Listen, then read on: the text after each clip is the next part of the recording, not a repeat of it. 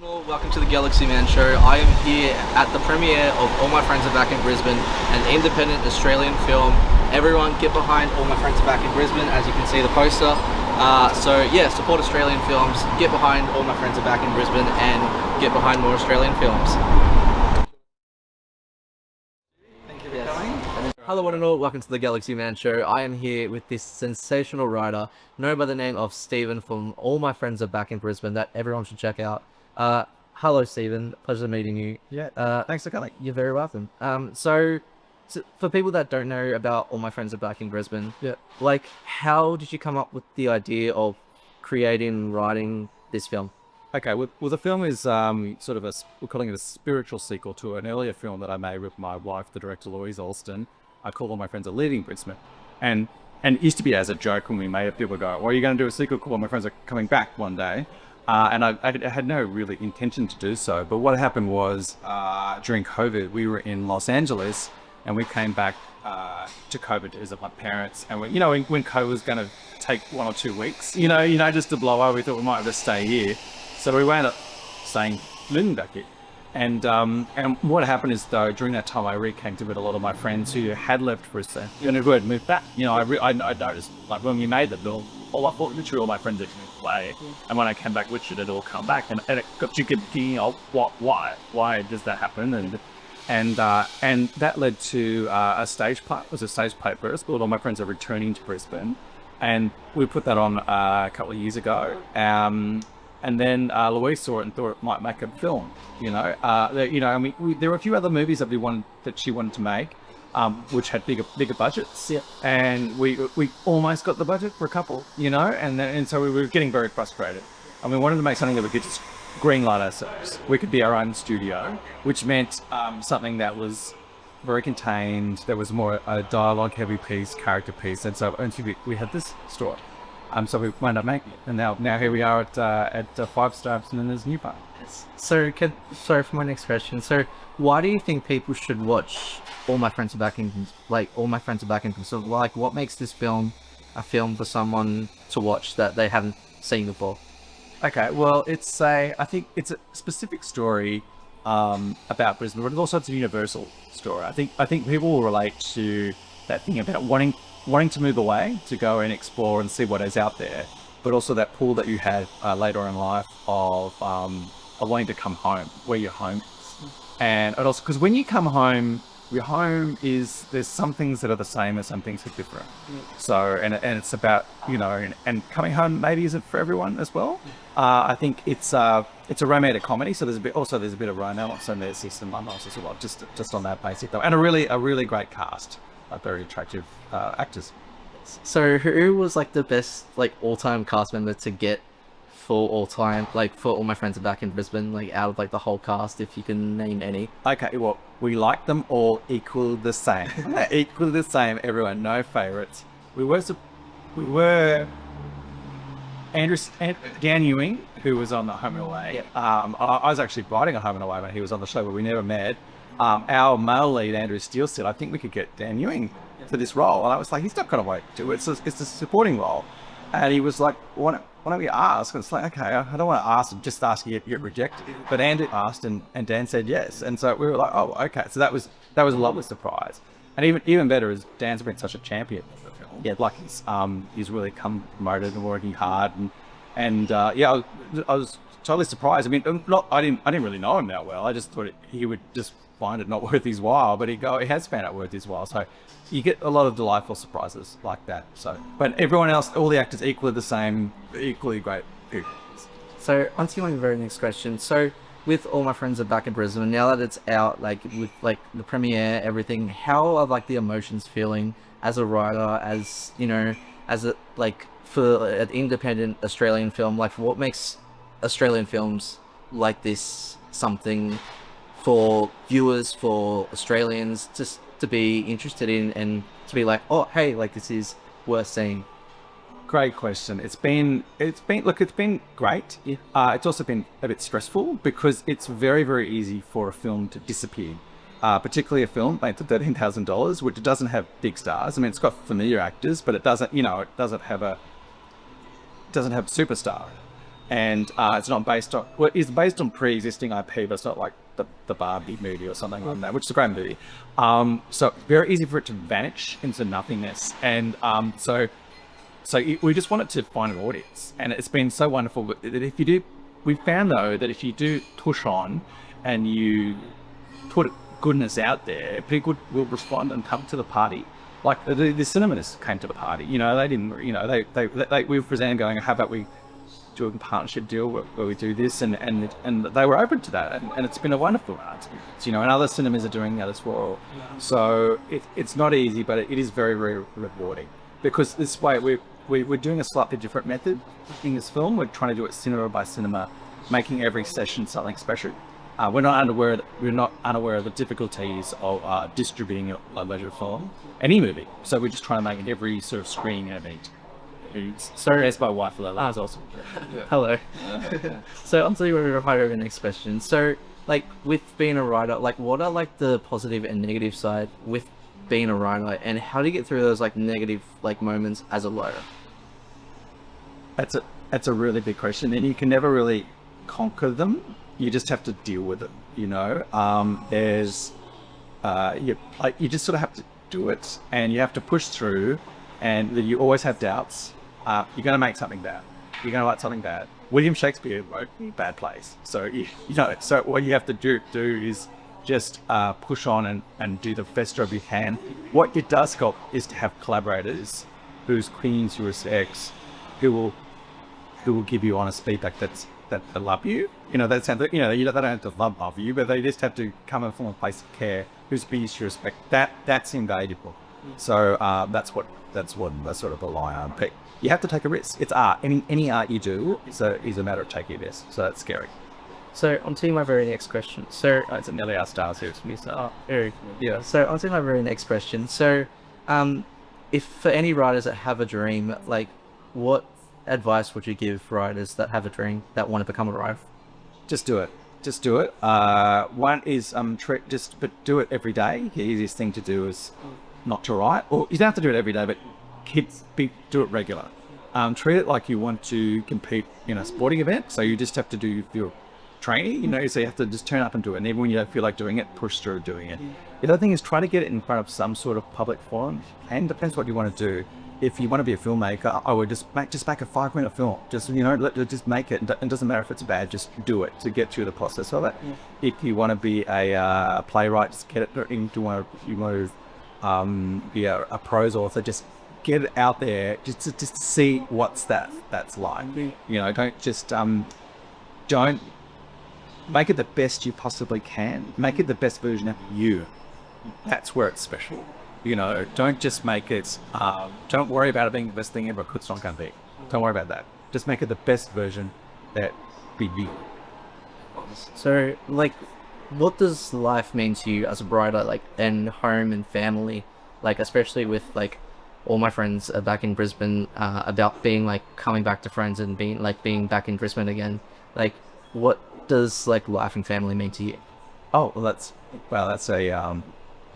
a very profound question. So it's again something I've been thinking about lately, because my dad is not well. So he's always been so supportive of me. He's always, I think, wanted me to do a more secure profession. Yeah. But he's always been there for me. And that's all we can do at the end of the day. You can never control. It's very hard to control the world. It's very hard to feel as though you can make a difference. But you can make a difference in your own life, and you can control your reactions to community. I do think if you do something with your whole heart and pure heart, ultimately that's the way to do it. You know, you can be successful in this world by being a shark, and speaking as being a cockroach, but it's just through time. And I do think it's better to go through life with a pure heart that does come back to you. You know, when we made this Low Budget film, karma is a real thing. Like, it's very hard to measure, but it is a real thing. I do think the positivity out there, it does come back to you. So, on to my very last question. So, like, what's next for the rest of 2026 onwards? That anything that you would like to announce on the show? Oh, well, I did a novel of all my friends are leaving Brisbane, so that's going to come out soon. We're going to push this film as much as we can do. I might be directing another film that I wrote. The great thing about being a writer is that you're never unemployed. You're often not paid, very often not paid, but you do have that ability to create. So I'm a very, very busy, not particularly well remunerated at the moment writer. Very good. So I just wanted to say thank you so much, Stephen, for doing this interview. That's such an incredible pleasure. Yeah. Everyone, get behind All My Friends Are Back in Brisbane. Thank you. Support more Australian films, and thank you so much again. Thank you very much. Thank you so much. Thank you for coming to Gladstone. Hello, one and more. Welcome to the Galaxy Man Show. I am here with the sensational director known by the name of Louise for All My Friends Are Back in Brisbane. Hello, Louise. It's a pleasure having you on the show for tonight. Yeah, thank you. With All My Friends Are Back in Brisbane, now that the film's out with the premiere and everything, how are the emotions feeling for tonight? Well, it's actually a little bit overwhelming because last night was our first Bums and Seeds and we sold out. Okay. And they said, almost sold out for tonight. I don't know if we have or not, but we're pretty close to it. And then they extended the season, gave us extra nights. Yeah. And then they extended it again. I put it up on social media and there's more, there's even more. Yeah. So it's holy moly. Yeah. This is the dream, word of mouth and just rolling the ball down the hill, gathering moss and people jumping on board and hearing about it. It's great. So on to our very next question. With All My Friends Are Back in Brisbane, why do you think people should watch the film? For people that haven't seen the film yet, why do you think people should watch it? Because it is a gentle, cozy, lovable rom-com. Well, it's a chunky film. It's a chunky film that it's like a hazelnut latte. Yeah. So on to my very next question. Leave a comment. Tell me if you think I'm right. Please, am I right? do it. Is it a hazelnut latte of a movie? I think it's very cozy. Yes. So on to my very next question. So with All My Friends Are Back in Brisbane and the whole film with this whole premiere tonight and last night. So what does Brisbane and home and life and family mean to you? Well, gee, you might have heard something about this movie called All My Friends Are Back in Brisbane. Yes. It is about finding that place in life where everything's good. Where you fight in the universe. You've just found a slipstream, that golden triangle of love, home, work, and you've just worked out. You've got rich in age where you know how to make that work. Yeah. So it's kind of like a millennial midlife crisis movie with a happy end. Yeah. Very. So on to my very next question. So with being a director, what are the positive and negative side into directing, and how do you get through those negative moments as a director? Well, when you're actually directing, I just love it. I guess you do get into problems, but I've really found that problems are blessings in disguise. It means that you have to have your second or your third idea, and that's even better than just your first idea. It's I think that Baz Luhrmann's earlier films are better than his later films, even though they're less sumptuous and less full of everything. And I think it's because the early films he couldn't have everything. Yeah. You've got to be able to be really pointed and careful with your resources and how you're going to swing that polish. How's it going to land? Yeah. And anyway, just problems can be blessings in disguise. Yeah. And I've got to the point now where nothing can faze me. Yeah. Because it's just okay, plan B. Yeah. So on to my very next question.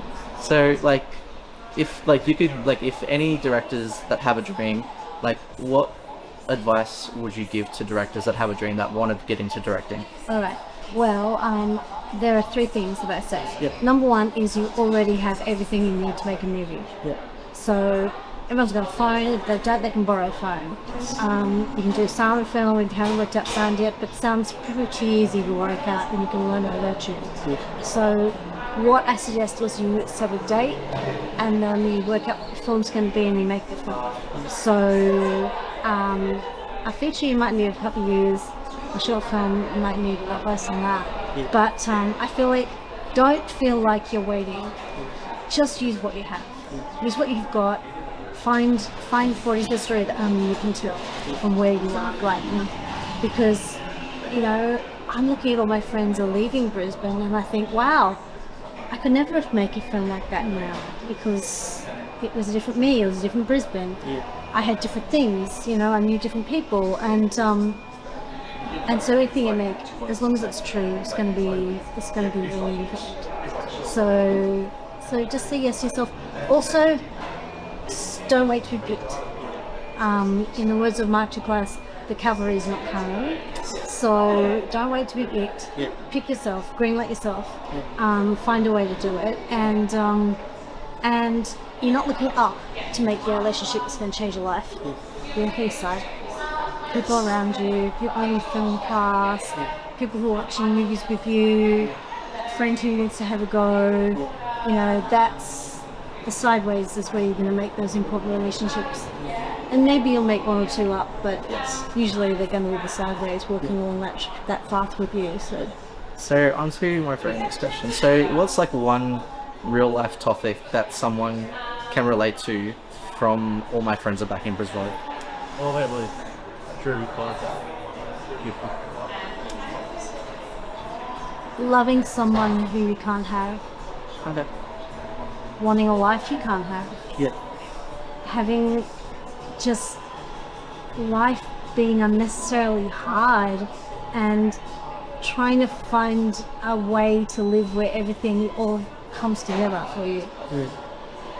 And for maybe right next question. So like, why do you think people should watch this film, and like what makes this film different from other films? Because it is fresh and it's true, and it's very specific, and I don't think there's a problem with it being specifically about Brisbane, because specificity is universal. You know, if you don't really know the joke that's on the American sitcom, you kind of get it and you laugh anyway. You know, it's because if it's true, you get it. So yeah, I think you're, if I'm honest, like, because it's true. Yeah. So like, for my very last question, so like, what's next for you for the rest of 2026 onwards? Like, what would you like to announce on the show if you can? Well, we have more dates. They gave us more dates on this movie, so please come and see it. So we've got accepted into the Burbank Film Festival.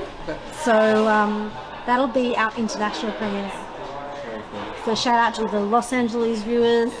Come and see it in August.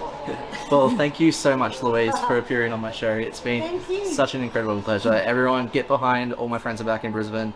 Definitely check out the film, and support the cast and go show that love and kindness. Thank you so much. Perfect. Thank you so much Thank again. you. Nelly, you're from Gladstone. Yeah, Nice. very much. No, you sold out. Yay!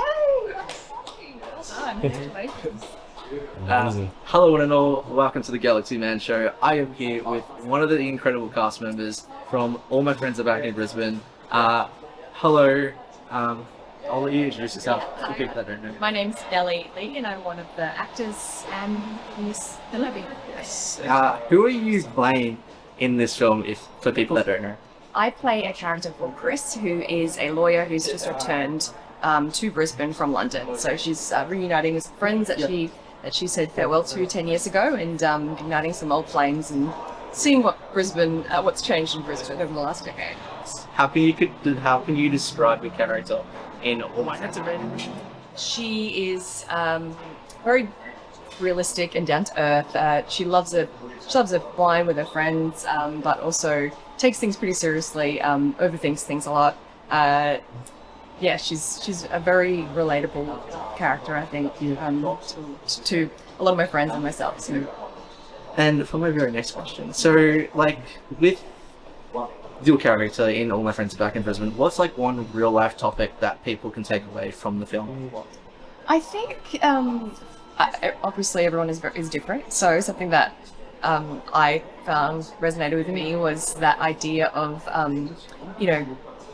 growing up in a place that you may feel like is a relatively small place, even though Brisbane's it's not a small town anymore. It sometimes can feel like that. You know, when you went to school, for the first couple of years, you graduate matters, and like who you know and what circles you run in. I also think anyone that's flown the nest or gone away or moved overseas or moved interstate and has had that fall to come back home, and you know the challenges of returning home and finding things are different, but some things are exactly the same. So it's a bit terrifying, because you're like, oh, this has the nostalgia of something that I remember, but it's not sitting exactly the same as when I left. So yeah. So what makes your character like different from all the other characters in this film? All the characters. I mean, Stephen Buck, who wrote the script, he's such a great writer, and all the characters I have got, they're so juicy and they're so interesting, and they've all got their own lives and world, obviously.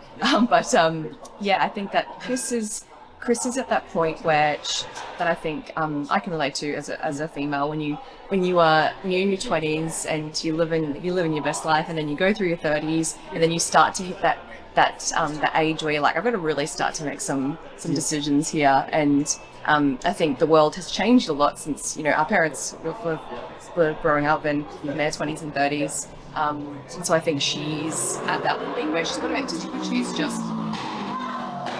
Yeah. That's Brisbane for you. Where she's just trying to make the right choice, which is you're going to absolutely stitch yourself up if you're always trying to make the right choice. Because there's with every door that opens, there's a door that closes, and vice versa. But yeah, I think that she's very similar. The characters all click in certain ways, but then also bounce off each other. So I think that her overthinking and her ability to read a situation and be like, okay, I think that I need to move this way or this way, is a strength, but also a bit of a flaw. So what was like the hardest challenge, like scene or memorable moment from the film that you found challenging? Look, we're really lucky because the whole creative team, the crew and the cast were a really cohesive unit. So there's nothing that was scary. As I do a lot of theatre acting as opposed to film, so I guess moving across from the theatre medium to the film medium was challenging, but again I had some really fantastic film and TV actors and directors and crew around me that really supported me through that. Obviously there's some of the intimacy moments which are you know, that if you overthink it can be a little bit confronting, but again we had the support and some coordinators and all that kind of stuff, so it was it was really enjoyable. So on to my very next question. So like, what are like the positive and negative side into the acting industry, and how do you get through those like negative moments as an actress? Yeah, great question, because it is something I work with a lot of young people teaching and directing in schools and stuff. So the one thing I always say is that it's a really challenging industry to be a part of. So the thing is, if you have that passion and that desire to be an artist or be in the performing arts or media arts or any aspect of what you do, it will draw you in, and sooner or later it will kind of come and get you, and even if you kind of start to deviate and go, oh, you know, I'm going to study this, you will end up pivoting back. But it is equally as rewarding. So if you're willing to put the time in and to find out the ways that you can survive through the challenging bits, the rejection or the constant comparison and trying to get work when, you know, so much of our industry is unemployed and searching for, you know, their next gig. I think that it is absolutely worth it, because it is such an enjoyable medium to work in. So on to my very next question. So for any actresses or actors that have a dream that want to get into acting, like what advice would you give them and why? I would say work out what you like. You know, like find out what kind of shows, movies, books, plays you enjoy watching, and find out what you don't like as well, because it's really important to have a critical eye and know what kind of things really appeal to you and what don't, and then find people that you like their trajectory and the way that they work and how much they work, and then I guess try to network in that way, rather than being like, oh, that person's in that, I'm gonna see if I can spend as much time with them as possible, get around them, or see as much. I would really encourage people to make connections with people that that have got something about their career or where they are in their artistic life that appeals to you as a person. So on to my very next question. So what does like life and family mean to you?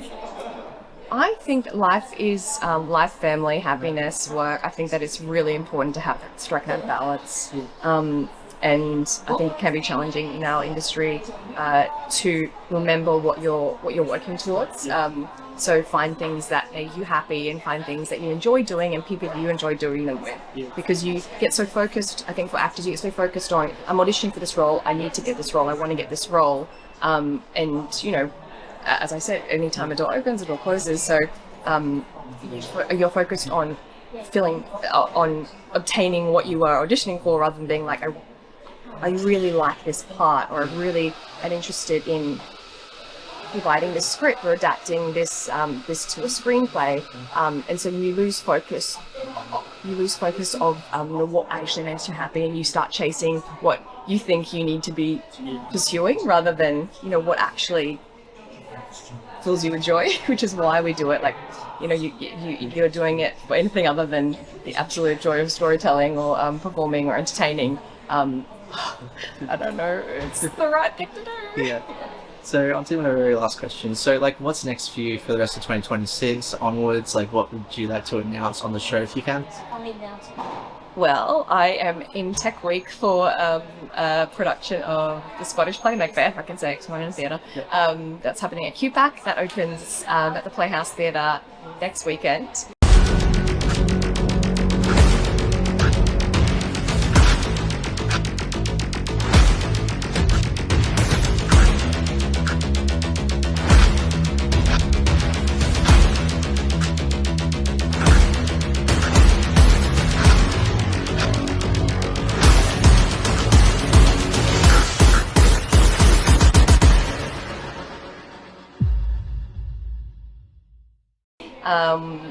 The company I work for, it's my company, Shake and Stir Theatre Company. We have a tour that's going out of Grimm, so we've got a whole bunch of stuff, and I also have an amazing job where I get to travel across the state and country and work with communities and young people with artistic programs. So I'm so blessed and so lucky, and I get to deal with people that are excellent artists. So I'm very excited for this year.